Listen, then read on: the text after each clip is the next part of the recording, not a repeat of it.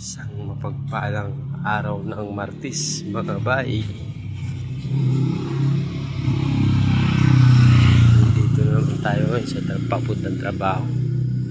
Siguro mga isang linggo akong hindi makapag-download, mga bay, dahil naubusan ako ng load. Kailangan natin yung pamasahe kasi hindi tayo makakapasok ng trabaho pag wala tayong pamasahe, mga bay. Kaya mas inuna ko muna yung pamasahe ko.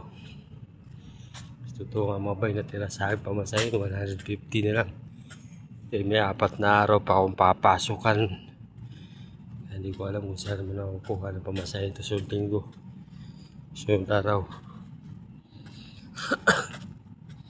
Kaya ito, habang may pamasahe pa, pasok tayo.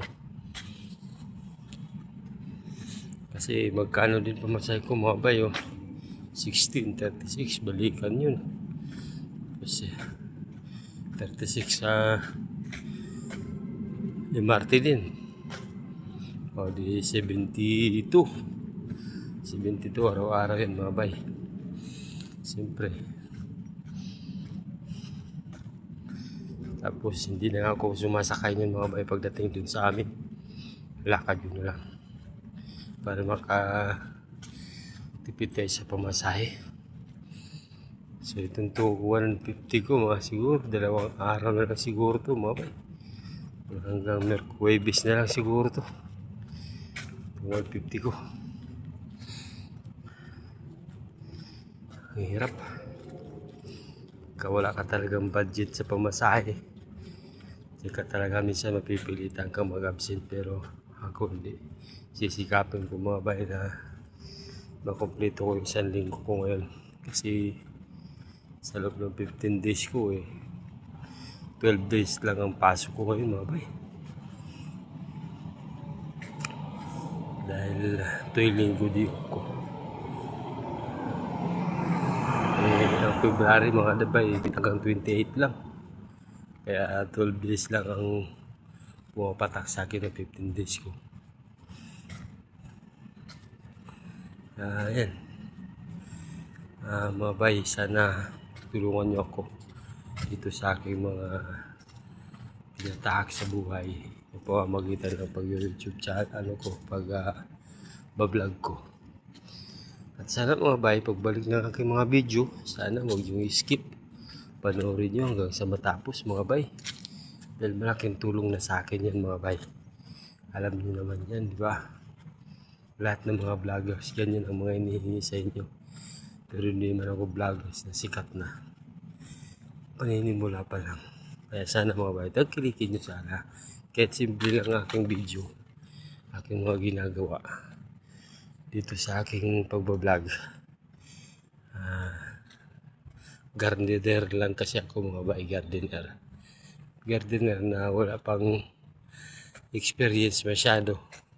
Kaya hindi pa alam yung mga dapat talaga mga gawin sa pagka-gardener. Pero trying hard lang, mga bay. Diyan natin masusubukan ang ating dekalidad sa pamumuhay, kung paano tayo dumiskarte. So ito na yung diskarte, yung unang diskarte yung gagawin ko, mga bay. Ito pamagitan ng bablog ko. Sana magustuhan nyo.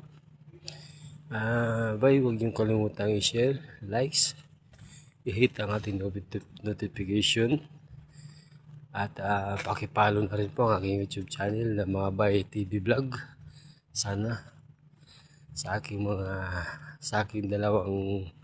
followers, sana hindi kayo magsawa. Sana mag-invite pa kayo ng iba. Aking kahilingan, sana matulungan nyo ako sa inyong 2. Alam kong vlogger din po kayo. Sana dumating din yung araw na maging maayos din ang lahat sa akin, mga bay. Malaking bagay na sa akin ito, mga bay. Pag ito ay medyo gumanda ang takbo ng ating pag-vlog, malay mo balang araw tayo naman ang makakatulong sa mga nangangailangan. Madilim itong ating dinadaanan, mga bay.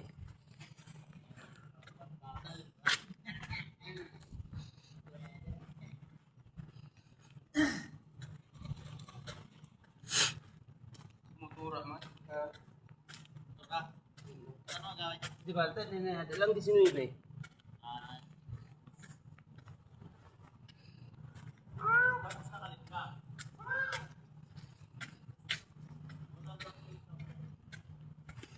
Grabe mga bay, oh. May dalawang gwardiya. Grabe mga bahay ito mga bay. Safe na safe talaga. Magdamagan yung mga gwardiya dito na nagro-ronda. Dito sa Wakwak Village. Tindi. Kaya safe na safe ka talaga dito.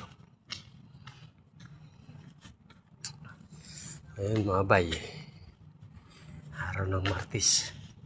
Dito naman ako sa kabila. Medyo hinihingal tayo mga bay, ah. Sana maging okay yung medical ko mga bay.